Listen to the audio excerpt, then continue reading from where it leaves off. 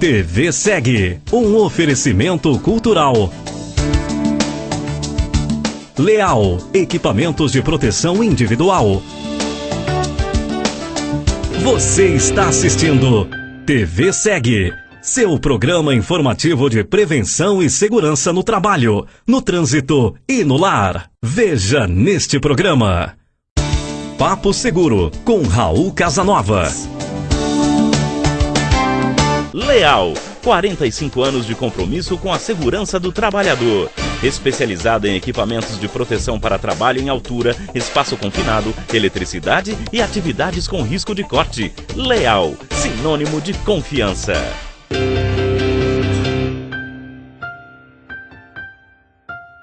Hoje no nosso Papo Seguro nós vamos entrevistar o Luiz Spinelli, que é um especialista em trabalho em altura, instrutor de trabalho em altura. Como é que vai, Luiz? Tudo bem? Ótimo. Tudo bem. Luiz, você como especialista na área de trabalho em altura e instrutor, bom, primeiro conta um pouquinho da sua experiência profissional e depois eu vou pedir para você falar um pouquinho da NR35, que foi publicada recentemente e que acho que já está dando alguns frutos. Por favor. Olha, eu tenho 30 anos de vida vertical. Eu comecei adolescente, 17 anos nas primeiras aventuras com esportes radicais, como escalada em rocha, exploração de cavernas, algumas coisas assim. Há 16 anos atuando no ambiente de empresas. Aí, primeiro ajudando engenheiros e técnicos de segurança a achar soluções para trabalhar em altura, principalmente ensinando os trabalhadores a usarem esses recursos para acesso e segurança para trabalhar em altura. E durante esses anos a gente vem se aperfeiçoando. Então, fiz cursos específicos para a área industrial, curso de bombeiro civil, técnico de trabalho, me formei também em gestor de recursos humanos, pensando em treinamento. E essa publicação da NR35, como é que você tem? Quais são as novidades dessa NR35 traz para os trabalhadores? Primeiro, capacitação, que é importantíssimo. Ainda é um problema, mas a NR35 vem ajudando a resolver isso. Na verdade, a capacitação sempre foi exigida. Um amigo em comum, Gianfranco, que é auditor fiscal do Ministério do Trabalho, ele uma vez estava dizendo, ele sempre pôde exigir de qualquer empresa, muito antes da NR35 ser publicada, o treinamento para quem atua em trabalhos de altura. Por quê? Porque a NR1 exigia isso. O trabalhador não pode assumir uma tarefa de risco sem ter sido treinado antes. Mas é fato mesmo que poucas empresas investiam nisso. Agora, com a publicação da NR35, veio a obrigatoriedade de fazer isso, veio a obrigação de treinar esse trabalho, capacitá-lo antes de se envolver numa atividade de risco como é o trabalho em altura. Isso é importantíssimo, para tentar reduzir essas estatísticas de acidente que a gente sabe que são alarmantes. Mas a NR35 não define qual é o currículo mínimo que o trabalhador precisa ter para poder estar apto a trabalhar em altura? Na verdade, define. A NR35 ela traz o escopo do curso. Então, ela vai dizer qual é o conteúdo mínimo que o curso precisa ter para o Ministério do Trabalho considerar o curso válido. Também vai trazer uma carga horária mínima, que no caso é 8 horas. Se você você lendo o escopo, você vê que a coisa está bem completa, é bem interessante. Vai fazer uma série de exigências, inclusive noções de primeiros socorros, resgate e tudo mais. O problema é que esse escopo não cabe em 8 horas. E a gente sabe que isso, durante a elaboração da norma, principalmente o final, as últimas versões da norma, foi um motivo de discussão e polêmica. Porque se falou inicialmente 8 horas, houve vários protestos, eu fui uma das pessoas que protestou, dizendo, olha, o assunto é muito complexo para ser tratado em tão pouco tempo. Aí, numa segunda versão da norma, para consulta pública, já tinha alterado para 16 horas, mas no final foi publicada com 8. Pelo que me disseram, a construção civil foi uma área que pressionou bastante. Eu entendo, e a gente tem que entender mesmo. Para que fosse 8. Para que reduzisse a carga horária ao mínimo que fosse viável. Com a justificativa de que eles têm uma massa muito grande de trabalhadores a serem treinados. Então o custo, tirando o trabalhador da função, investindo em treinamento, era muito alto. Então, no fim, acabou-se ficando com 8 horas. O problema é, você não encaixa bem esse escopo exigido pela norma em 8 horas. Tanto que são muitas empresas do mercado que estão adotando cargos horários maiores. O que é possível, né? Se uma empresa quiser investir 40 horas no treinamento, o Ministério do Trabalho vai aplaudir, né? Mas para ser considerado válido, tem que ser no mínimo 8 horas, tendo carga horária teórica e prática. 8 horas é o total? O total. Sim. E aí o que tem acontecido no mercado? Tem havido oferta de cursos, por exemplo, que não atendem isso plenamente. Então, curso do trabalhador. O curso voltado para o trabalhador. Para o trabalhador. O trabalhador ser capacitado para depois poder atuar em situações de altura. Ou seja, o trabalhador recebe um treinamento de 8 horas e sai pelo lado de fora do prédio. Olha, para a gente entender a limitação disso, vamos dizer o seguinte: em 8 horas você consegue dar uma noção para ele de segurança, de atos seguros, etc e tal. Você consegue ensiná-lo a usar o EPI, então como vestir um cinturão de segurança, usar um talabarte, saber o que é um trava-quedas. Aí você coloca ele para trabalhar. Aí uma situação que é muito comum em ambiente de trabalho. Está ele lá equipado, segurando o talabarte dele, se perguntando: onde é que eu me conecto? Porque não tem um ponto de ancoragem, não tem uma linha de vida. E ele não sabe fazer isso. E às vezes ninguém na empresa sabe. Porque em 8 horas foi tudo que você poderia fazer, foi falar de EPIs, né? Dos EPCs, soluções, né? Ou seja, resolver essa questão de onde eu vou me prender para poder trabalhar, né? Estar protegido de uma queda de altura, não tem. Em 8 horas você não resolve isso. E qual é a solução? Olha, são duas. Ou você, eu acho que a solução mais difícil seria aumentar essa carga horária e conteúdo, mas isso eu acho muito difícil. Ou nós criarmos uma coisa que tem, por exemplo, na R33, é o papel do supervisor. Alguém com mais capacitação, né? Alguém que recebeu um treinamento de uma carga horária maior e está mais capacitado para assumir essa função. Ele é quem vai avaliar as situações de trabalho, reconhecer os problemas e indicar uma solução. Ou implementar essa solução. É ele quem sabe se é necessário então uma linha de vida vertical, horizontal, onde deve ser colocado os pontos de ancoragem. Ou seja, criar a situação segura para então liberar, para então autorizar o trabalho a ser iniciado. Que eu saiba, nos Estados Unidos você tem essa função, né? Supervisor. Tem alguém que assume a responsabilidade pelo planejamento do trabalho em altura. Hoje a NET5 não traz isso. Ela só contempla o custo do trabalhador, colocando lá um mínimo do mínimo, né? Um mínimo de conteúdo, um mínimo de carga horária. Mas agora imaginando a quantidade de trabalhadores que tem que aprender.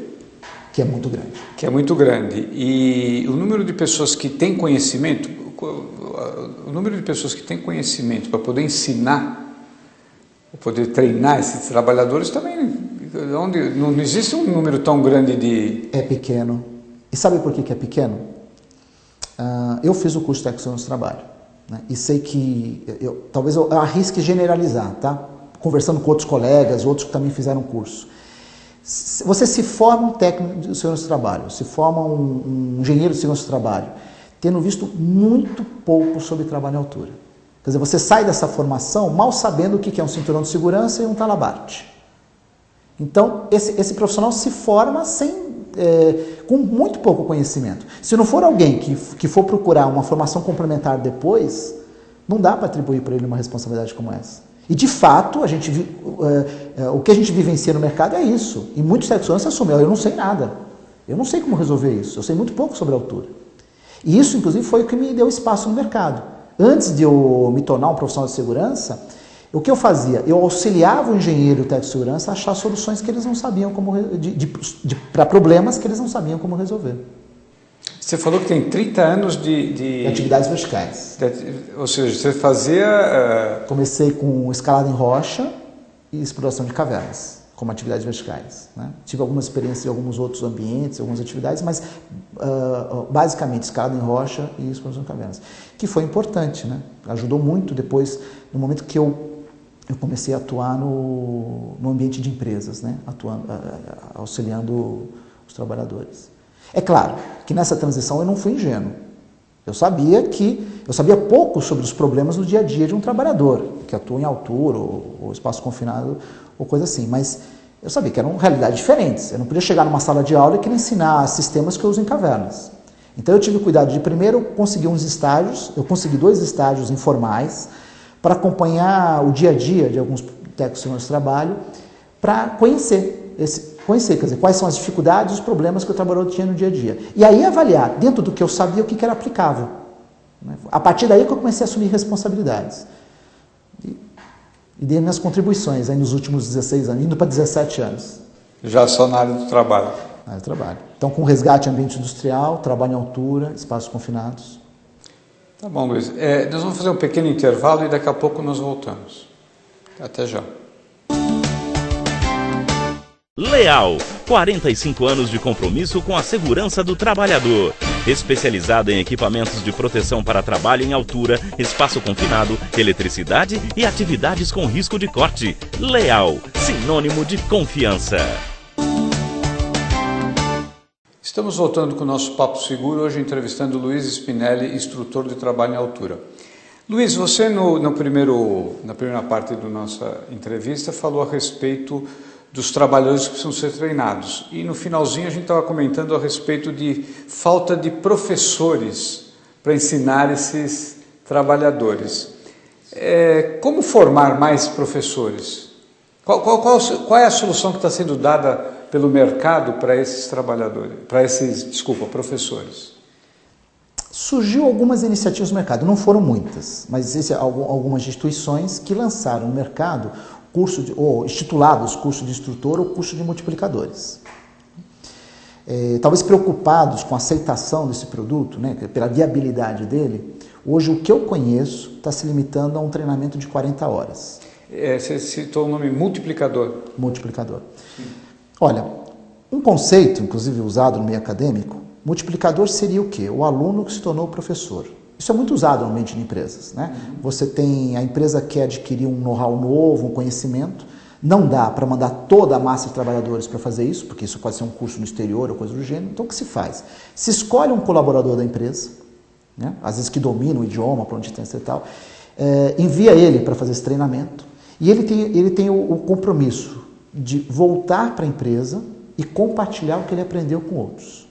Então, não necessariamente é um professor, não é um educador profissional. É alguém que é aluno, mas que em algum momento ele vai ter que assumir esse papel de professor para compartilhar com os colegas aquilo que ele trouxe, por exemplo, do exterior, do curso que ele fez no exterior.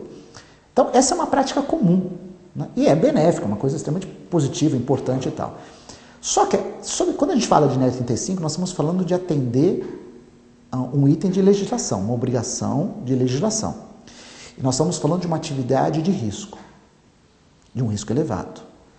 Aí a pergunta é, será que a gente resolve o problema com isso, com multiplicadores?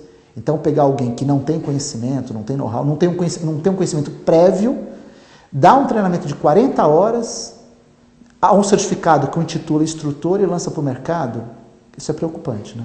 Muito preocupante. E eu estou sabendo que você, junto com a Abraseg, está... vamos dizer, estruturando um curso para instrutores. Essa é a ideia. A necessidade existe, né? E eu resolvi, não sou sozinho, né? Uma parceira, a Jussara, levei a ideia para ela achou que também isso era importante, e aí levamos a ideia para a Abraseg, que é criarmos um modelo que atenda melhor essa necessidade do que tem atualmente no mercado. E aí tentar atender esse desafio, que não é pequeno, né? Bom, o que nós pensamos então, para chegar mais perto do ideal? Eu acho que a gente ainda não está lá, mas para chegar mais perto do ideal. Primeiro, exigir pré-qualificação. Ou seja, alguém que vai se candidatar para um curso, pretendendo depois atuar como instrutor, já tem que ter conhecimento e experiência na área. Ele vai se aperfeiçoar para poder assumir a função de instrutor. Então ele já chega com uma pré-qualificação. Depois, nós pensamos uma carga horária mais adequada, que nem é tão grande, na verdade. Nós pensamos em 160 horas. E essa 160 organizada, distribuída em 4 módulos. Ou seja, então vai ser uma coisa gradual. Ele vai fazer o primeiro módulo, cada módulo vai ter seu título próprio, até o final, onde ele está sendo preparado para a docência, né?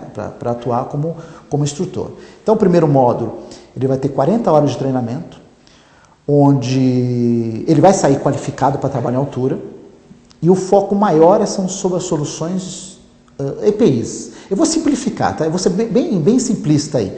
O primeiro módulo está muito focado com EPIs, só que ele vai ter ele vai ter uma visão muito ampla, ele vai conhecer muita coisa. Teórico e prático. Teórico e prático. Então ele tem que saber muito sobre isso, né? Já que no futuro ele vai atuar como instrutor. Então tem uma visão muito ampla de problemas e equipamentos que podem solucionar esses problemas.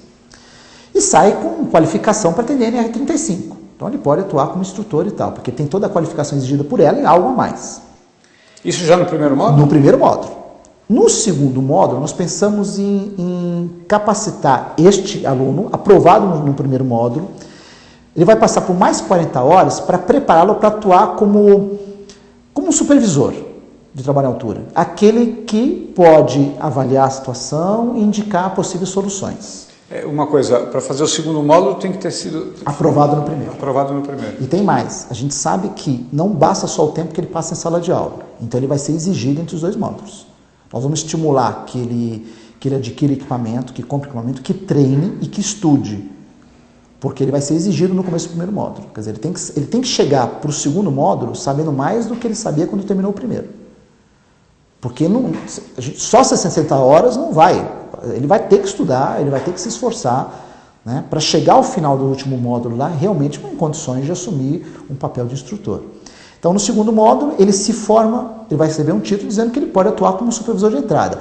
Embora isso não seja reconhecido ainda pela legislação, né? Essa função não existe. Você está usando o termo da NR33. Exatamente, eu estou emprestando o termo da NR33. Exatamente. Bom, no terceiro módulo, aí nós vamos falar sobre resgate, que também é uma exigência das normas. Uma NR10 exige, uma NR33 exige, uma NR34 exige, a NR35 exige. Ter pessoas capacitadas para resgate ou primeiros socorros. Então ele vai ter 40 horas falando de resgate. O último módulo é a formação dele como docente. Né? Aí o foco qual é? Já não é na área técnica, é na capacidade de planejar, estruturar e realizar uma aula. Então, recursos didáticos, comunicação. E você também estava falando que uma das ideias é que cada estudante, cada futuro instrutor, acho que desde o primeiro módulo, ele já vai ter o seu próprio equipamento para treinar, ou seja, cada um tem um equipamento para treinar. Quer dizer, o equipamento ele não pode levar para casa, mas ele vai usar um equipamento oferecido pelo curso? A ideia é o seguinte, a gente precisa estimular que ele treine fora do ambiente da sala de aula, que ele vá para a empresa dele, ele vai treinar, que ele vai se aperfeiçoar. No curso ele vai ter todos os treinamentos que precisa, lógico, o curso vai ceder tudo o que é necessário.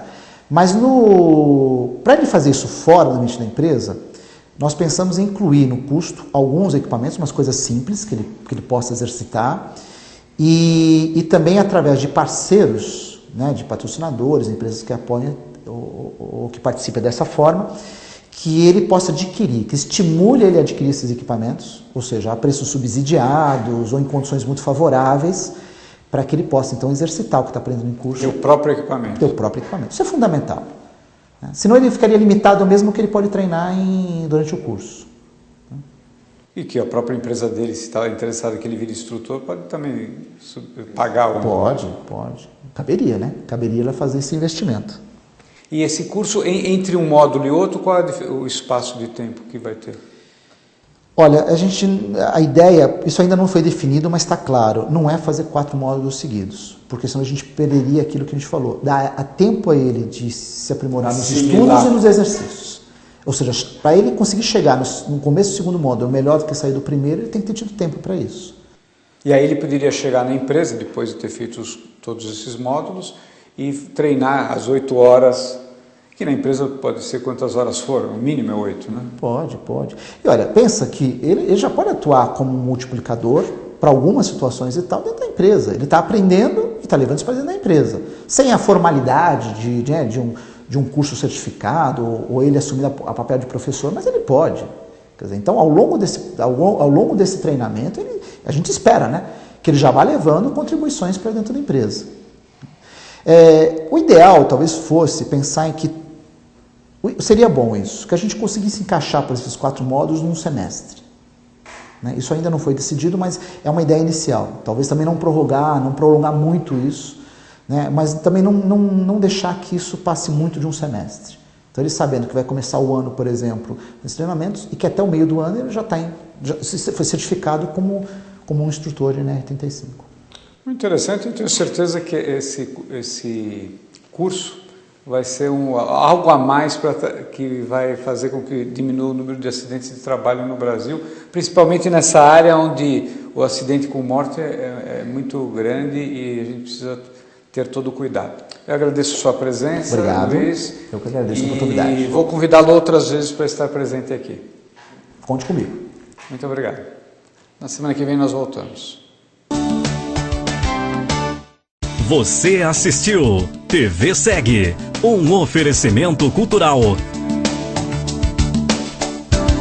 Leal Equipamentos de Proteção Individual.